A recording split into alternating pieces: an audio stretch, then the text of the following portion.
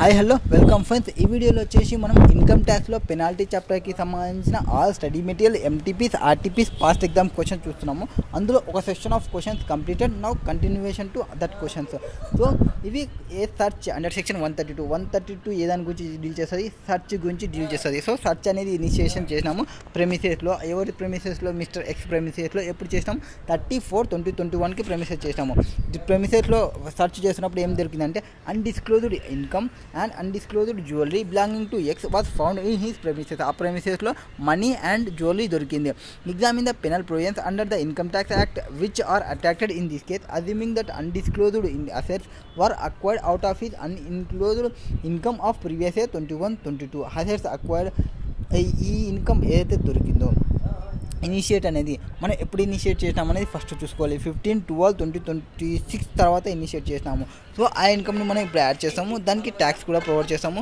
మామూలు కేసెస్లో అయితే 30% పడుతుంది, కొన్ని కేసెస్లో అయితే 60% పెనాల్టీ వేస్తుంది. ఏది అన్డిస్క్లోజ్డ్ ఇన్కమ్కి సంబంధించి. ఇక్కడ in order to deter the practice of non disclosure of income section 271 AAB 1A ఏం డీల్ చేస్తుంది? Section 271 AAB 1A provide for levy of penalty on undisclosed income found during the course of search. So 271 AAB అనేది penalty levy చేస్తాము. ఏ దాని కిందకి సంబంధించి ఎవరన్నా non disclosure income వస్తే, undisclosed income వస్తే ఆ అన్డిస్క్లోజ్డ్ ఇన్కమ్కి సంబంధించి పెనాల్టీని లెవీ చేయాలి. ఎప్పుడు ఆ ఇన్క్లోజ్డ్ ఇన్కమ్ ఎప్పుడు వస్తుంది? మనకి సర్చ్ చేసేటప్పుడు వస్తుంది. సో సర్చ్ చేసేటప్పుడు అన్డిస్క్లోజ్డ్ ఇన్కమ్ వస్తే 271AAB అండ్ 1A కింద పెనాల్టీ లెవీ చేస్తాము. Which relate to specified previous year. Specified previous year అంటే ఏమి ఇక్కడ అంటే, స్పెసిఫైడ్ ప్రీవియస్ ఇయర్ అంటే వాళ్ళకి ఇన్కమ్ ట్యాక్స్ రిటర్న్ ఫైల్ చేసే డ్యూ డేట్ అనేది అయిపోయి ఉండాలి, ఆర్ మనం సర్చ్ అనేది ఇనిషియేట్ చేసి ఉండాలి. That is first previous year. Specified previous year means the year which has ended before the date of search but the due date of filing of return of income. So but the before due date of filing of return of income for the same has not expired before the date of search and return has not yet furnished previous year 2021కి సంబంధించి. Previous year అనేది end అయి ఉండాలి ఎప్పుడు? Date of search చేయక ముందుకు. And ఆ due date of filing of return of income for the same has not expired before the date of search and return of income. అంటే books of అకౌంట్లో undisclosed income జరిగింది, ఇక్కడ return of income కాదు. Return of ఇన్కమ్కి సంబంధించిన due డేట్కి ముందరనే search జరిగిండాలి. So the previous year in which search is conducted previous year 21-22కి సంబంధించి ఏ ఇయర్లో సర్చ్ చేస్తున్నాము? 34/2021కి సంబంధించి. ఏ ఇయర్కి సంబంధించిన 21-22 అంటే 31 మార్చ్ 2022కి సంబంధించిన ఈ బుక్స్ ఆఫ్ అకౌంట్లో కొన్ని రాయలేదు, వాటికి సంబంధించి 271 AAB. సో సర్చ్ అనేది ఆన్ 15/12/2016 తర్వాత జరిగింది కాబట్టి పెనాల్టీ ఎంత లెవీ చేయాలి? 30% would be attracted if undisclosed income is admitted during the course of search in the pen statement furnished under section 132A.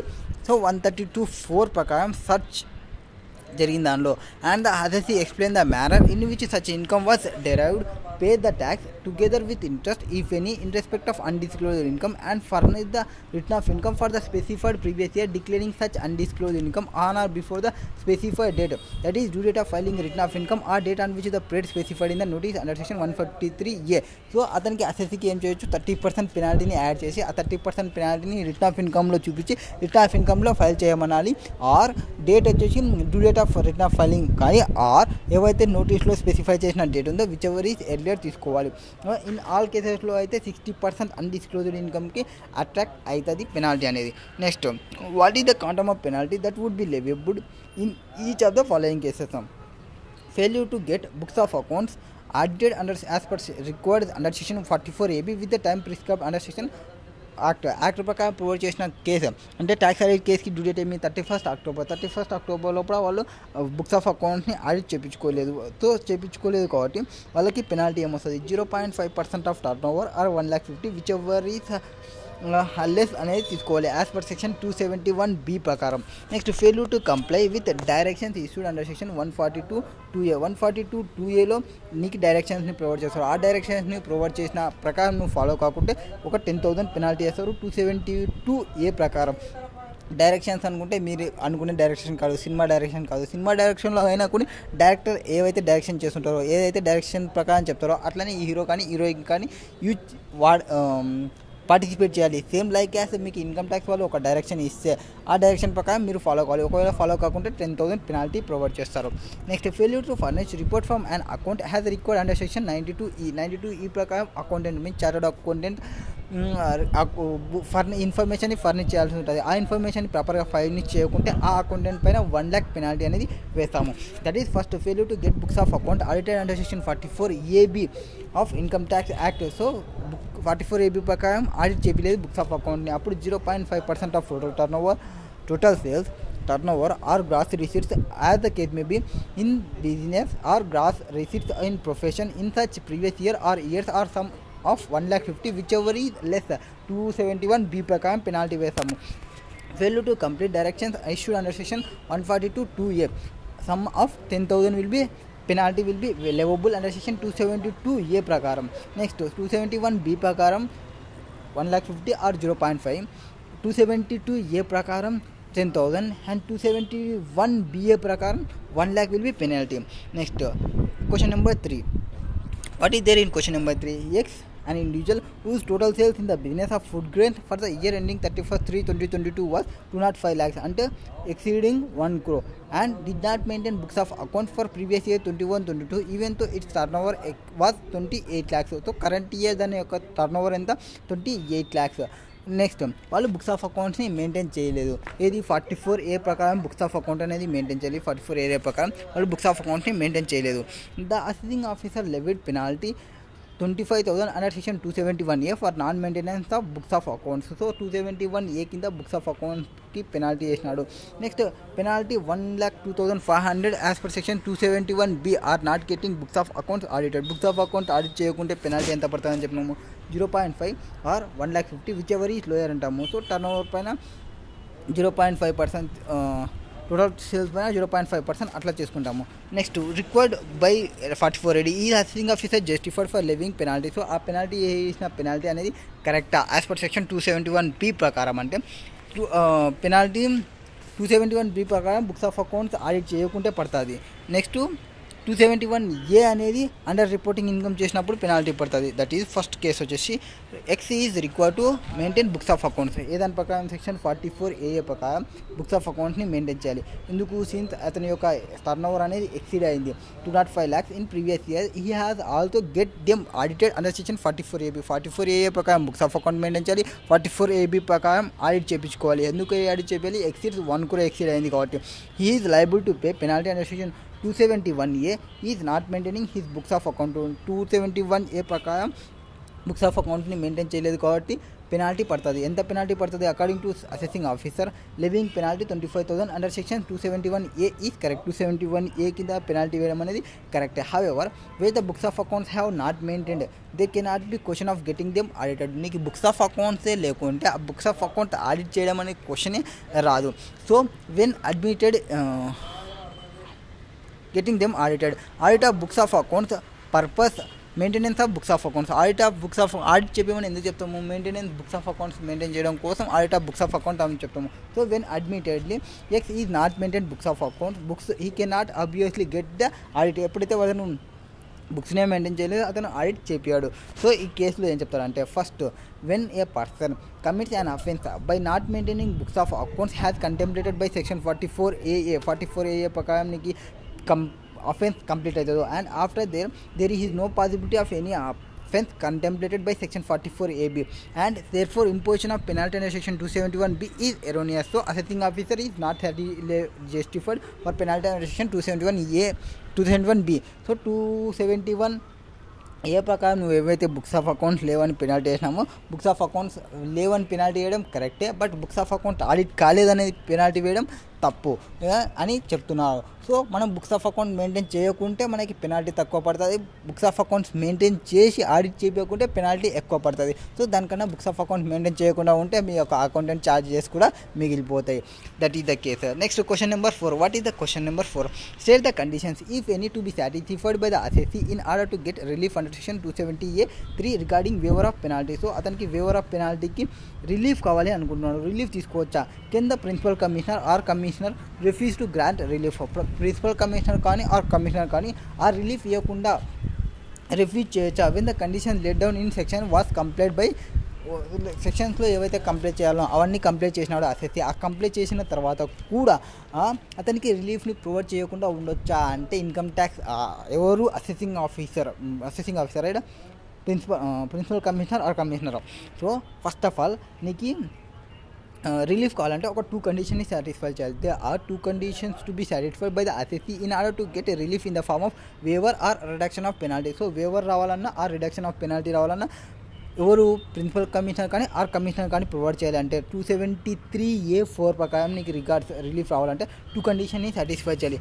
First ఒక కండిషన్ ఏమంటే నువ్వు చెప్పే ఏవైనా మాటలు, సో నువ్వు చెప్పే మాటలు ఎట్లుండాలంటే జెన్యూన్ హార్డ్షిప్ ఉండాలి, జెన్యూన్ హార్డ్షిప్ అయి ఉండాలి.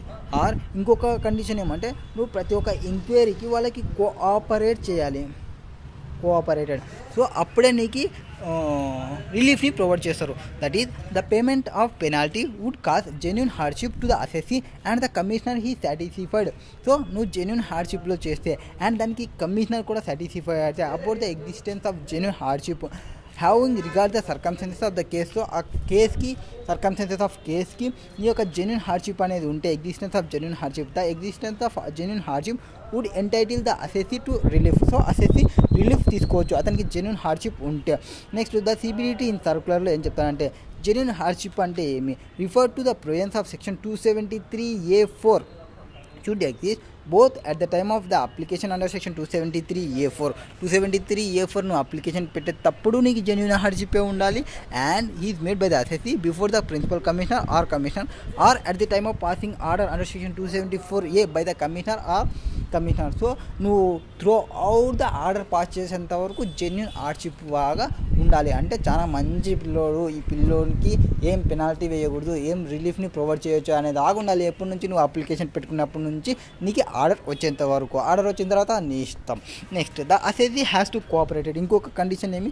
అసెసీ కోఆపరేట్ చేయాలి. ఏదానికి ఏమైనా ఎంక్వైరీ చేస్తామని చెప్తే ఎంక్వైరీ చేయడానికి, ఏమైనా బుక్స్ ఆఫ్ అకౌంట్ చూస్తామంటే బుక్స్ ఆఫ్ అకౌంట్ చూడడానికి, enquiry relating to assessment or any proceeding for recovery of amount due from him. దాని దగ్గర నుంచి రావాలన్న అమౌంట్కి సంబంధించి ఏమైనా ఎంక్వైరీ చేస్తామంటే ఆ ఎంక్వైరీకి అతను కోఆపరేట్ చేయాలి. As per the decision of Andhra Pradesh high court ఏం చెప్పిందంటే if the above conditions is let down for exercise of discretion or satisfied the principal commissioner or commissioner. So ఆ బోత్ కండిషన్ పైన బోత్ కండిషన్స్ ఏవి? ఒకటి జెన్యూన్ హార్డ్షిప్ ఉన్న throughout the period and means application దగ్గర నుంచి order end అయ్యేంత వరకు genuine hardship maintain చేసిన ఆర్ ఎంక్వైరీకి ఏం చేయాలి? ఎంక్వైరీకి కోఆపరేట్ చేస్తున్నా. ఈ 2 కండిషన్ని సాటిస్ఫై చేస్తే can not refuse to exercise the discretion. అంటే ప్రిన్సిపల్ కమిషనర్ కానీ కమిషనర్ కానీ రిఫ్యూజ్ చేయకూడదు వేవర్ చేయడానికి కానీ రిలీఫ్ ప్రొవైడ్ చేయడానికి కానీ 273A ప్రకారం. So the power given commissioner under 273A ఈ డిస్క్రిషనరీ, అతనికి డిస్క్రిషనరీ పవర్ అది. The exercise discretionary cannot either arbitrary are corporation. అంటే ఏమన్నా నువ్వు పాస్ చేయాలనుకుంటే అంటే అతనికి రిలీఫ్ ఇస్తావా రిలీఫ్ ఇవ్వవు అనేది డైరెక్ట్ మాట్లాడాలి. రిలీఫ్ ఇయ్యం అంటే ఆర్బిటరీగా చెప్పకూడదు. నీ యొక్క ఆన్సర్ అనేది ఎస్ ఆర్ నో అని ఉండాలి. డైలమా ఆన్సర్ని ప్రొవైడ్ చేయకూడదు. అంటే ఆర్బిటరీ ఆన్సర్కి ప్రొవైడ్ చేయకూడదు. Can not be arbitrary or capricious, has been judicious and objective. The condition required to be exercise. అతను చెప్పిన ప్రకారం కండిషన్ని సాటిస్ఫై చేసినాడా అంటే జెన్యూన్ హార్డ్షిప్ ఉన్నాడా ఆర్ కోఆపరేట్ చేస్తున్నాడా లేదా, రెండు చూసుకోవాలి. ఆ రెండు ఉంటే discretion is any judicial or quasi judicial proceedings are satisfied. మొత్తం జ్యుడిషియల్కి సంబంధించి ఆర్ క్వాసి జ్యుడిషియల్కి సంబంధించి ఆల్ కండిషన్ని అతను సాటిస్ఫై చేస్తున్నాడా అని యొక్క ఆబ్జెక్టివ్స్ని సాటిస్ఫై చేస్తున్నాడా లేదా. One the conditions is required for exercise of discretion in any judicial or quasi judicial proceedings are satisfied. Once satisfy చేసి ఉంటే such discretion cannot be exercise taking into consideration are relevant factors. ఈ discretions అన్ని consideration లెక్క తీసుకొని relevant ఫ్యాక్ట్కి సంబంధించి అన్ని consideration తీసుకొని that satisfaction for exercise of discretionary power under section must be based on objective consideration and not subjective consideration. So objective కన్సిడరేషన్లో ఉండాలి, subjective not subjective satisfaction. Next also has per section 273A4. 273A4 ఇంకోటి ఏం చెప్తుంది అంటే in the case of amount penalty waiver of కానీ relief కానీ provide చేయాలంటే PC commissioner అని చెప్తున్నాము. ఒకవేళ ఆ అమౌంట్ అనేది 1 lakh ఎక్సీడ్ ఉంటే ఈ పీసీ గాడు కానీ ఆర్ సి గాడు కానీ వీళ్ళు ప్రయర్ అప్రూవల్ తీసుకోవాలి. ప్రయర్ అప్రూవల్ ఎవరి దగ్గర నుంచి తీసుకోవాలి అంటే వీడు పీసీ ఆర్ సి కదా, ప్రిన్సిపల్ చీఫ్ కమిషనర్ దగ్గర నుంచి కానీ ఆర్ చీఫ్ కమిషనర్ దగ్గర నుంచి కానీ ఆ ప్రిన్సిపల్ డీజీ కాడ నుంచి కానీ డైరెక్టర్ జనరల్ కాడ నుంచి కానీ ఆ డైరెక్టర్ జనరల్ కాడ నుంచి కానీ పర్మిషన్ తీసుకోవాలి. ఎప్పుడు పర్మిషన్ తీసుకోవాలి? అది అమౌంట్ పే చేసిన అమౌంట్ అనేది 1 lakh ఉంటే ఆర్ రిలీఫ్ అనేది నువ్వు 1 lakh అమౌంట్ రిలీఫ్ని ప్రొవైడ్ చేస్తుంటే అట్లాంటి కేసులో పర్మిషన్ని తీసుకోవాలి. ఎవరి దగ్గర నుంచి? ప్రిన్సిపల్ చీఫ్ కమిషనర్ నుంచి కానీ ఆర్ చీఫ్ కమిషనర్ నుంచి కానీ ఆర్ ప్రిన్సిపల్ డైరెక్టర్ జనరల్ నుంచి కానీ ఆర్ డైరెక్టర్ జనరల్ నుంచి కానీ ఎవరి దగ్గర నుంచైనా నువ్వు పర్మిషన్ తీసుకొని అప్పుడు ప్రొవైడ్ చేయాలి. Next the principal commissioner or the commissioner has to pass an order under section 273A4 either accepting or rejecting the application in full or part within period of 12 months from the end of the month of the application is received. ఈ principal commissioner కానీ or commissioner కానీ relief ఇస్తామా ఇయ్యమా అనేది within 12 months లోపల చెప్పేయాలి. ఏది application పెట్టుకున్న 12 months లోపల. So either month in which application is received. Further, no order rejecting the application either in full or part shall be passed unless the assessee has given opportunity of. ఒకవేళ నువ్వు reject చేసే ముందర compulsory అసెసీకి ఒక opportunity of being heard అనేది provide చేయాలి. Opportunity ఇవ్వకుండా నువ్వు ఏదాన్ని రిజెక్షన్ చేయకూడదు. Next question number 5. What is there in question number 5? An assessee had credited a sum of 50,000 in cash in the account of Madan. So assessee ఏం చేసినాడంటే ఒక మదన్ అనే పర్సన్ దానిలో ఓ 50,000 క్యాష్ ఇచ్చినాడు. Set to represent a loan obtained from him. So అతను ఏం చెప్పినాడు? ఆ 50,000 ఏదానికి చెప్పినాడు? లోన్ తీసుకున్నాను, దాని లోన్ని రీపేమెంట్ చేస్తున్నా అని చెప్పినారు. నెక్స్ట్ అబ్టెండ్ లోన్, ఒక లోన్ తీసుకున్నాను. The assessing officer have gone into genuineness of transaction, disbelieved the story of loan and treated the sum of 50,000 as income of the assessee for undisclosed source. So అతని యొక్క చెప్పిన story మొత్తం ఇది అన్డిస్క్లోజ్ source కింద వేసుకున్నాడు ఈ 50,000ని. ఈ also started proceedings under section 271D and levied penalty under section 60,000. వాడు తీసుకున్న లోనే 50,000 అయితే వీడు పెనాల్టీ తీసుకొచ్చి 60,000 పెనాల్టీ వేస్తున్నాడంట for having accepted the loan in contravention to section 269 SS. కరెక్ట్గా లెవీ, ఆ లెవీ అనేది కరెక్టా కాదని చెప్పాలి. There are several flats in the penalty levied by the assessing officer. So penalty levy చేయాలంటే అసెసీకి ఆ ఆఫీసర్కి సెవరల్ ఫ్లావేల్స్ ఉన్నాయి. ఫస్ట్ పెనాల్టీ అంటే ఫస్ట్లో ఏం చేయొచ్చు అంటే పెనాల్టీ లెవబుల్ అండర్ సెక్షన్ 271D ప్రకారం cannot exceed the sum equal to the loan taken. Amount ఎంత ఎక్సీడ్ కావుడు? Cannot exceed the sum equal to the loan taken. ఎంతైతే లోన్ తీసుకున్నామో ఆ లోన్ అమౌంట్ క్యాష్లో తీసుకున్న లోన్ అమౌంట్ అనేది అది ఎక్సీడ్ కాకూడదు. ఎంత ఎక్సీడ్ కాకూడదు? లోన్ తీసుకున్న అమౌంట్కి మించి ఎక్సీడ్ కాకూడదు నీ పెనాల్టీ అనేది. And hen the maximum penalty ఏమి లెవబుల్ వుడ్ బి 50,000. సో మన కేసు ప్రకారం మ్యాక్సిమం పెనాల్టీ ఎంత వేసుకోవచ్చు? 50,000 వేసుకోవచ్చు. Second case any penalty imposed under section 271D shall be imposed by joint commissioner. ఎవరు పడితే వాడు పెనాల్టీ వేయకూడదు ఈ సెక్షన్ ప్రకారం. ఏది 271D ప్రకారం. 271D ప్రకారం ఫస్ట్ వచ్చేసి can not exceed the sum of loan taken amount. 271D ఇంకొక కండిషన్ ఏమి జాయింట్ కమిషనరే ఇంపోజ్ చేయాలి. ఇక్కడ అసెసింగ్ ఆఫీసర్ ఇంపోజ్ చేస్తున్నా అని చెప్పినారు. Unless the assessing officer have the to be joint commissioner and the levy of penalty will B invalid. Next ఇంకొక third ఏమంటే the assessing officer can not on the one hand treat the loan has undisclosed income of the assessee and the other treat it has loan for the purpose of 269 SS. Read with section 271D. ఒక section కింద నువ్వు loan అని treat చేసి ఇంకొక section కింద undisclosed income అని treat చేయకూడదు. ఇది అసెసింగ్ ఆఫీసర్ థర్డ్కి చెప్పేది. So such treatment will be self contradictory. So అతను సెల్ఫ్ కాంట్రడిక్టరీగా ర్యాంక్ చేస్తున్నట్టు, అసెసింగ్ ఆఫీసర్ అతని ఓన్గా ర్యాంక్ చేస్తున్నట్టు. ఒక చోటనేమో లోన్ అంటావు, ఒక చోటనేమో అన్డిస్క్లోజ్ అంటాం. అన్డిస్క్లోజ్డ్ ఇన్కమ్ అని ఇన్కమ్కి యాడ్ చేస్తున్నావు, లోన్ అని క్యాష్ క్యాష్లో తీసుకున్నావు అని మళ్ళీ ఇక్కడ పెనాల్టీ వేస్తున్నావు. సో ఒక అమౌంట్ని నువ్వు ఎన్ని విధాలుగా తీయకూడదు. The momentum of loan 50,000 he treated has undisclosed income it ceases to bear the character of loan. So ఎప్పుడైతే నువ్వు అన్డిస్క్లోజ్డ్ ఇన్కమ్గా తీసుకుంటే అది లోన్గా తీసుకోకూడదు. లోన్ అనేది యొక్క క్యారెక్టర్ అనేది క్యాన్సిల్ అవుతుంది. And therefore the foundation for levy of penalty under section 271D disappear అయిపోతుంది. 271D అనేది ఎప్పుడైతే నువ్వు ఇన్కమ్గా తీసుకుంటే. Next question number 6. What is there in question number 6? Examine the following cases and statement whether the same are liable for penalty has per provisions of that section income tax act.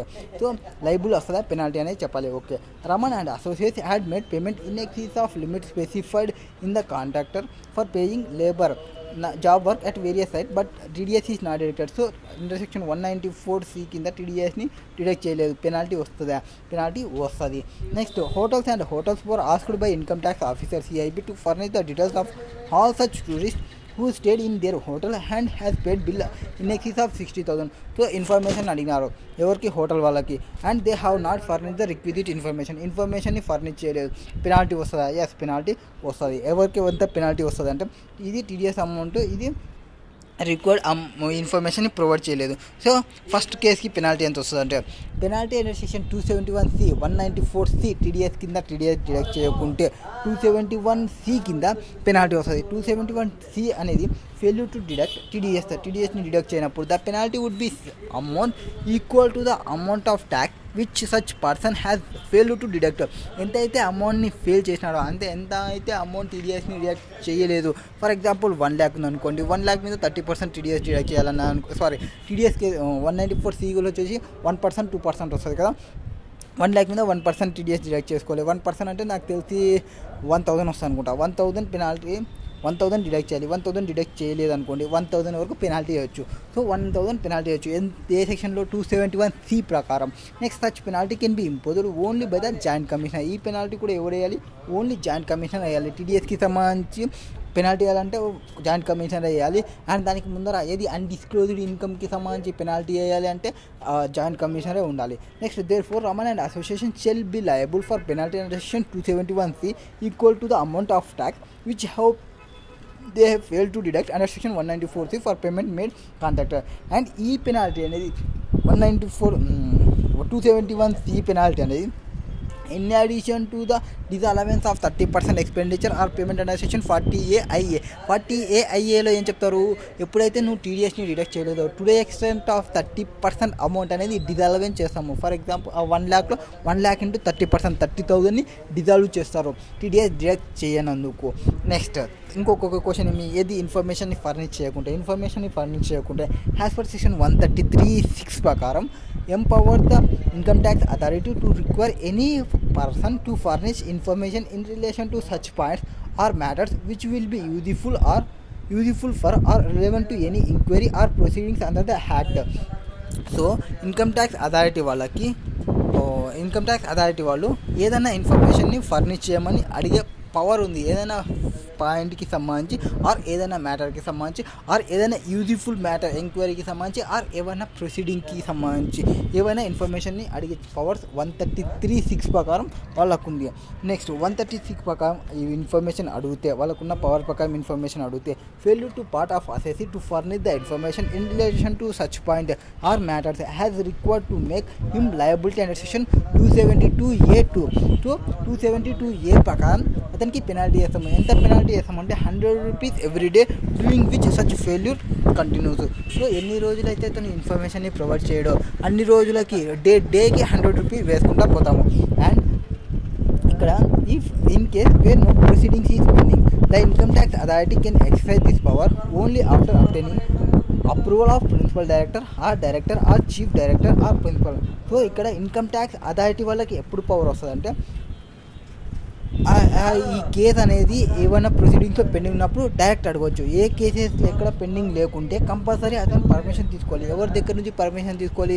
Principal director నుంచి కానీ or director of principal commissioner కాడ నుంచి కానీ or commissioner దగ్గర నుంచి కానీ permission తీసుకోవాలి. In this case it is presume that income tax authority has obtain the approval of principal director or principal commissioner దగ్గర నుంచి పర్మిషన్ తీసుకున్నాడు అనుకుంటాం. బిఫోర్ ఎక్సర్సైజింగ్ దిస్ పవర్, ఈ పవర్ని ఎక్సర్సైజ్ చేసే ముందే అతను పర్మిషన్ తీసుకోవాలి. Next question number 7. What is there in question number 7? Fox Limited failed to furnish information and documents sorted by the transfer pricing officer. Can TPO levy penalty for such failure? How much would be quantum of penalty imposable for the said failure? అంటే international ట్రాన్సాక్షన్కి సంబంధించి information provide చేయలేదు. అప్పుడు 271G section 271G if any person who has entered into international transaction, ఎవరైతే person international ట్రాన్సాక్షన్లో enter అవుతారో, ఎవరైతే person specified documents ట్రాన్సాక్షన్కి సంబంధించి ఫెయిల్ అవుతాడో, to furnish any information or documents required under section 92D4 international ట్రాన్సాక్షన్కి సంబంధించిన information sought from the transfer pricing officer. So ఎక్కడి నుంచి తీసుకుంటున్న ట్రాన్స్ఫర్ ప్రైజింగ్ ఆఫీసర్ నుంచి తీసుకున్నాము, బట్ కంపెనీ అనేది ప్రొవైడ్ చేయలేదు. Then such person shall be liable to penalty which may be levied by assessing officer or transfer pricing officer or commissioners CIT కానీ. So assessing officer ఎంతైనా penalty ఇవ్వచ్చు, or transfer pricing penalty అన్న ఇవ్వచ్చు, are commissioner అయినా penalty ఇవ్వచ్చు. ఈ transfer pricing officer ఎంత అయితే పెనాల్టీ ఇవ్వచ్చు అంటే penalty would be sum equal to the value of international transaction. ఇక్కడ ట్యాక్స్ గురించి మాట్లాడము, ఎంతైతే ఆ ట్రాన్సాక్షన్లో వాల్యూ ఉందో ఆ వాల్యూ పైన 2% పెనాల్టీ వేయొచ్చు. So penalty would be sum equal to the 2% of value of international transaction or specified domestic transaction or for such failure. ఎంతైతే ఫెయిల్యూర్ కంటిన్యూ అయిందో ఆ ఫెయిల్యూర్కి సంబంధించిన వాల్యూ ఉంటుంది కదా. ఫర్ ఎగ్జాంపుల్ 1 lakh సేల్ చేసాము, ఆ 1 lakh సేల్ మనం చూపించలేదు, సో 1 lakh into 2% పెనాల్టీ వేయొచ్చు. Next, question number 8. What is there in question number 8? What would be the penalty leviable under section 270A? 270A ప్రకారం ఎప్పుడు వస్తుంది పెనాల్టీ? 143 అనేది గ్రేటర్ దెన్ 143 ప్రకారం ఉంటే, ఆర్ 147 ఎక్సీడ్స్ 143 ప్రకారం ఎక్సీడ్ ఉన్నప్పుడు పెనాల్టీ అనేది రివ్యూ చేస్తాము. 270A ప్రకారం పెనాల్టీ చేస్తాము. సో అండ్ ఇక్కడ కంపల్సరీగా ఏ అలవెన్సెస్ అడిషన్స్ కానీ డిసలవెన్సెస్ కానీ ఏవి చేయకూడదు, అది మిస్ రిపోర్టింగ్ ఇన్కమ్ కాకూడదు. సో వాళ్ళు ప్రొవైడ్ చేసేసినారు, ఏమి అలవెన్సెస్ని చేయలేదు అండ్ మిస్ రిపోర్టింగ్ ఏమి చేయలేదు, అండర్ రిపోర్టింగ్ ఇన్కమ్ ఈ not and miss reporting. So particulars of income provide చేసినారు యాజ్ పర్ 139 కింద, 141 కింద, 143(7) కింద, 147 కింద. సో ఇక్కడ ఇన్కమ్స్ ఉన్నాయి, ఇక్కడ లాసెస్ ఉన్నాయి. Beta is trading company. The total turnover of Beta Limited for assessment year 401 crores and company not exercise option under section 115 BAE. Okay, వాళ్ళు యాక్సెప్ట్ చేసుకోలేదు. ఫస్ట్ మనం 270A ప్రకారం కావాలంటే 2 కండిషన్స్ చూసుకోవాలి. కండిషన్స్ అండర్ రిపోర్టెడ్ ఇన్కమ్గా తీసుకుంటాము ఎప్పుడు miss reporting కానప్పుడు. Under reporting తీసుకోవాలంటే ఇన్కమ్ అనేది 143 ప్రకారం ఎక్సీడ్ అయి ఉండాలి, 143(1) ప్రకారం చూసుకుంటే, ఆర్ 147 కానీ ఎక్సీడ్ అయి ఉండాలి, 143(3) చూసుకుంటే. ఎప్పుడు ఇది ఇన్కమ్ ఉన్నప్పుడు, లాస్ ఉన్నప్పుడు వేరేగా తీసుకుంటాము. అండ్ ఇక్కడ ఎట్లా ఇన్కమ్ తీసుకుంటామంటే 143(3) ఫస్ట్ ఇన్కమ్ తీసుకోవాలి. ఆల్రెడీ వాడు ట్యాక్స్ పే చేసిన ఇన్కమ్ ఇది 17 lakhs అండర్ రిపోర్టింగ్ ఇన్కమ్ ఉంది. సో ఇప్పుడు టోటల్గా వాడు పే చేయండి ఎంత, 62 lakhs మీద పే చేయలేదు, 45 lakhs మీద పే చేసినారు. డిఫరెన్స్ అమౌంట్ తీసుకోండి, ఆ డిఫరెన్స్ అమౌంట్ మీద 50% ట్యాక్స్ పేయబుల్ వేయాలి. నెక్స్ట్ 147 ఫస్ట్ తీసుకోవాలి, 143(3) తీసుకోవాలి. డిఫరెన్స్ అనేది 19 lakhs, అంటే 19 lakhs అండర్ రిపోర్టింగ్ ఇన్కమ్ ఉంది. సో 181 కింద పేయబుల్ ఉంది, 62 కింద పే చేసినాడు. సో 5,98,000, దీని మీద 50% తీసుకోండి. సో 2,96,400. 270A ప్రకారం పెనాల్టీ ఎంత వేస్తాం? 50% ఆఫ్ వేస్తాము. ఇది అండర్ రిపోర్టింగ్ ఉన్నప్పుడు. ఒకవేళ మిస్ రిపోర్టింగ్ ఉంటే 100% వేసాము.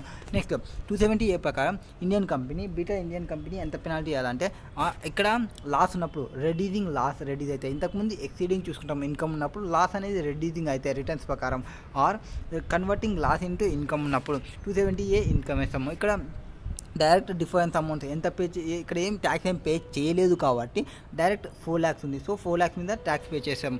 సో నెక్స్ట్ దాని మీద 50% తీసుకోవాలి. నెక్స్ట్ 6 lakhs మైనస్ 2 lakhs తీసుకుంటే 8 lakhs వస్తుంది. 8 పైన ట్యాక్స్ క్యాలిక్యులేషన్ చేస్తే అంటే 30% చేస్తే 2,40,000 వస్తుంది. 2,40,000 health and education 2,49,600. 2,49,600 into 50%, 1,24,600. So applicable rate of Beta company trading company వచ్చేసి 30% of it turnover exceeds 400 crores. Next question number 9. What is there in question number 9? So 30% tax rate and వాటి యొక్క ఇన్కమ్స్ని provide చేసినాడు. 270A ప్రకారం calculation చేయాలి. So first వాడు దీని ప్రకారం pay చేసేసినాడు కాబట్టి 120 ప్రకారం పే చేసినా కాబట్టి వీటి నుండి డిఫరెన్స్ చూసుకోవాలి. దీని ప్రకారం ట్యాక్స్ క్యాలిక్యులేషన్ చేయండి. దీని ప్రకారం ట్యాక్స్ క్యాలిక్యులేషన్ ఉంటుంది. డిఫరెన్స్ చూసుకొని ఆ డిఫరెన్స్ మీద ఎంతైతే అమౌంట్ వస్తుందో ఆ అమౌంట్ పైన 50% తీసుకోండి. తర్వాత దీనిపైన ట్యాక్స్ క్యాలిక్యులేషన్ చేయండి. దీనిపైన ట్యాక్స్ వచ్చినది డిఫరెన్స్ చూసుకోండి. ఆ డిఫరెన్స్ పైన 50% ట్యాక్స్ తీసుకోండి. ఆల్రెడీ పైన చెప్పినది సింపుల్గా క్యాలిక్యులేషన్ చేస్తాము. బట్ ఇక్కడ మనం ఏం రాయాలంటే పాయింట్స్ అనేది ఇన్కమ్ అసెట్స్ 143 ఎక్సీడ్ 143 ప్రకారం ఎక్సీడ్ అయింది. 147 అనేది ఎక్సీడ్ అయింది. 143 ప్రకారం అని చెప్పాలి. నెక్స్ట్ అది అండర్ రిపోర్టింగ్ కాదని చెప్పాలి ఒక పాయింట్. అప్పుడే 50% ఇక్కడ మనం తీసుకోవడానికి వస్తుంది. Next state with reason the penalty leviable and each of the 3 independent cases. So కింద 3 ఇండిపెండెన్స్ కేసెస్ని ప్రొవైడ్ చేసినారు. అవేవి the premises of a limited was searched and undisclosed income 220 crores was determined. So search చేసినప్పుడు ఆ సర్చ్లో undisclosed income 20 crores వచ్చింది, determine చేసాం. The company did not admit the undisclosed income in the statement under section 132(4) but declare the same in return furnished and paid the tax with interest thereon. మనం assessing officer search చేస్తున్నప్పుడు సర్చ్లో మనకు ఒక undisclosed income వచ్చింది. ఆ undisclosed income అనేది 132(4) కింద చూపించలేదు, బట్ ఆ ఇన్కమ్ ట్యాక్స్ అనేది పే చేసినారు. Next Meena caterers has received 1 lakhs in cash and 9 lakhs in account pay check from Aravind for rendering catering services on occasion of his daughter's marriage. So daughter మ్యారేజ్ని చేసినందుకు మొత్తం 10 lakhs ఒక కాంటాక్ట్కి 1 lakh వచ్చేసి క్యాష్లో receive చేసుకున్నాము, 9 lakh వచ్చేసి account pay చెక్తో receive చేసుకున్నాము. Next mister P he's a trader who is subjecting to audit under section 44AB. He has reported cash collections from Sunday creditors but has discovered that she omitted include 2 more directors in the statement already filed. She has reported omission of authorities within 15 days. So within 15 days లోపల అతనికి మళ్ళీ file చేసినారు. So first case ఏం చెప్పినారు అంటే వాటికి సంబంధించి ఏవైతే ప్రొవైడ్ చేయలేదో 271 AAB 1A ప్రకారం పెనాల్టీ వేస్తాము, 60% పెనాల్టీ వేస్తాము. ఎప్పుడు undisclosed income would be attracted since A Limited has not admitted the undisclosed income in the statement under section 132A 132(4) but declared the same in return furnished and pay the tax with interest thereon. సో దీని ప్రకారం ఏదైతే admit చేయలేదో not admitted undisclosed income statement under section 132(4) ప్రకారం disclose చేయకుండా only return file చేస్తే అప్పుడు 60% penalty అనేది వేస్తాము 271 AAB 1A ప్రకారం. మామూలు కేసెస్లో అయితే 30% వేస్తాము, అదర్ కేసెస్లో వచ్చి 60% వేస్తాము. సో ఇప్పుడు 60% పెనాల్టీ వేస్తాము.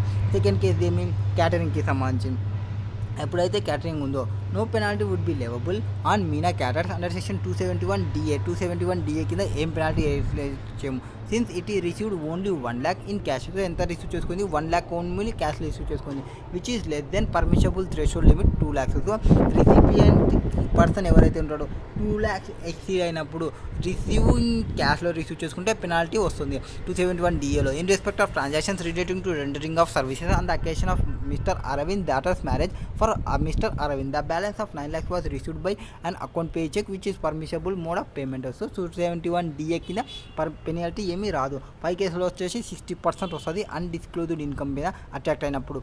ఎప్పుడైతే since A not admitted the undisclosed income in statement under section 132(4) కింద ప్రొవైడ్ చేయకుంటే బిలేటెడ్ రిటర్న్ కింద ఫైల్ చేయకుండా but declare the income in return furnished and paid the tax interest there on.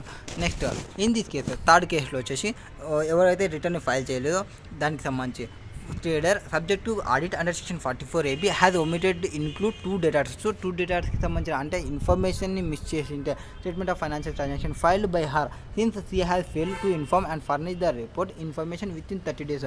Penalty will be 50,000 will be leviable under section 271FF read with 285BA. So ఎంత penalty వస్తుంది 50,000 penalty వస్తుంది ఏదైతే related ఇన్ఫర్మేషన్ని provide చేయాల్సింది ఉందో ఆ ఇన్ఫర్మేషన్ని provide చేయకుంటే. రిమైనింగ్ నెక్స్ట్ వీడియోలో చూద్దాం.